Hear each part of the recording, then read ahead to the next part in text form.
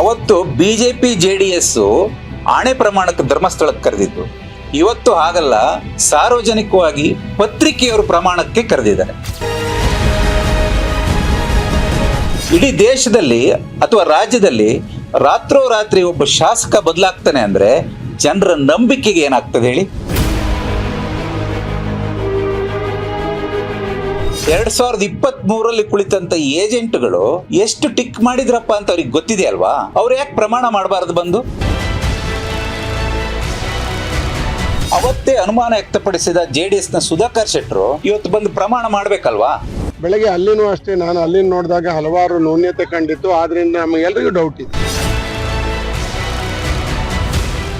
ಶೃಂಗೇರಿ ಕ್ಷೇತ್ರದಲ್ಲಿ ಈ ಮೊನ್ನೆಯಿಂದ ಏನು ರಾಜಕೀಯ ಬೆಳವಣಿಗೆಗಳನ್ನ ನಾವು ಗಮನಿಸ್ತಾ ಇದ್ದೀವಿ.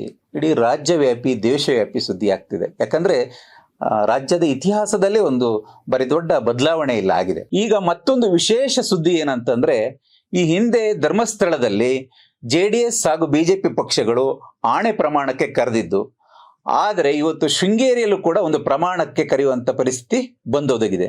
ಇಲ್ಲಿ ಯಾವುದೇ ಪಕ್ಷಗಳು ಆಣೆ ಪ್ರಮಾಣಕ್ಕೆ ಕರೆದಿಲ್ಲ. ಇಲ್ಲಿ ಒಂದು ವಿಶೇಷ ಅಂದ್ರೆ, ಯಾವುದೇ ಪಕ್ಷಗಳು ಇಲ್ಲಿ ಆಣೆ ಪ್ರಮಾಣಕ್ಕೆ ಕರೆದಿಲ್ಲ.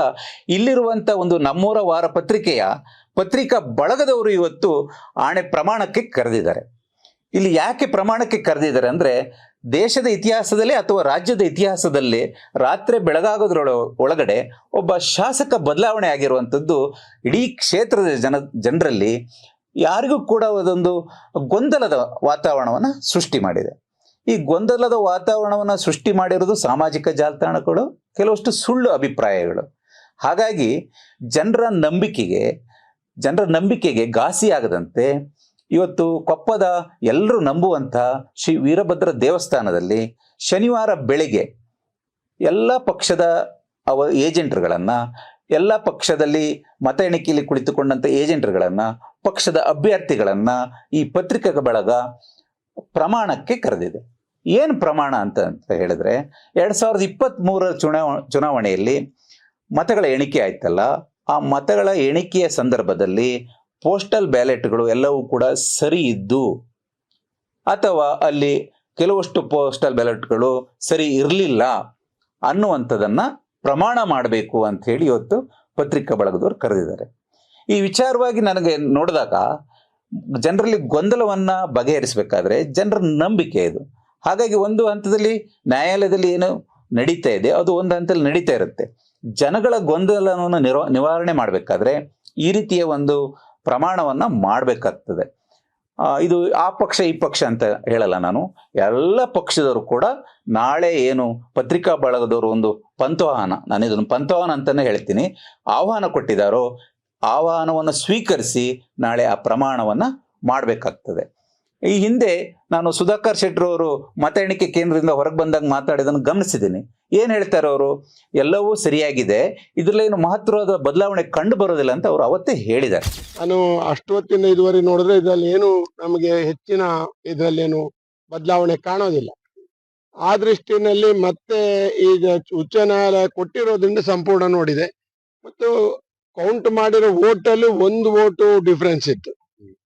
ಯಾವುದು ಅಂಚೆ ಮತದಾನಗಳ ಮೂಲಕ ರಾಜೇಗೌಡರಿಗೆ 568 ಏನೋ ವೋಟ್ ಬಂದಿತ್ತು.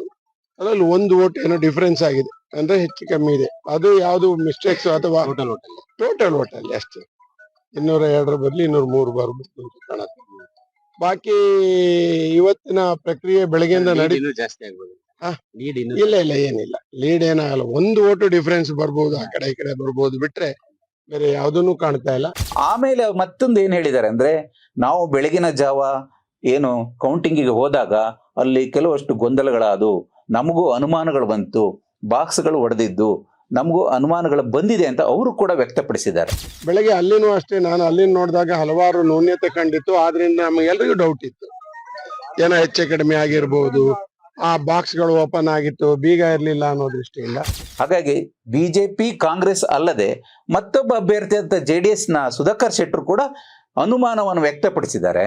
ಹಾಗಾಗಿ ಈ ಪ್ರಮಾಣವನ್ನ ಮಾಡೋದ್ರಿಂದ ಒಂದು ಕ್ಷಣಿಕವಾಗಿ ಕ್ಷೇತ್ರದ ಜನಕ್ಕೆ ಒಂದು ಗೊಂದಲ ನಿರ್ವಹಣೆ ಆಗುತ್ತೆ ಅನ್ನೋದೇ ಉದ್ದೇಶ ಆಗಿದೆ ಈ ಪತ್ರಿಕಾ ಬಳಗದ್ದು. ಹಾಗಾಗಿ ನಾನು ಆ ಪಾರ್ಟಿ ಈ ಪಾರ್ಟಿ ಅಂತ ಹೇಳಲ್ಲ, ಎಲ್ಲ ಪಾರ್ಟಿಯ ಮತ ಎಣಿಕೆಯಲ್ಲಿ ಕುಳಿತಂತ ಏಜೆಂಟ್ರುಗಳು ಅಥವಾ ನಾಯಕರು ಬಂದು ಪ್ರಮಾಣವನ್ನು ಮಾಡೋದ್ರಿಂದ ಸದ್ಯಕ್ಕೆ ಕ್ಷೇತ್ರದಲ್ಲಿ ಉಂಟಾಗಿರುವಂಥ ಗೊಂದಲಕ್ಕೆ ಒಂದು ಇತಿಶ್ರೀ ಹಾಡಬಹುದು ಅನ್ನೋದು ಒಂದು ನಂಬಿಕೆ. ಇದು ಎಲ್ಲ ಜನರ ನಂಬಿಕೆ. ಆ ನಂಬಿಕೆಗೆ ನಾವು ಬೆಲೆ ಕೊಡಬೇಕಾಗ್ತದೆ.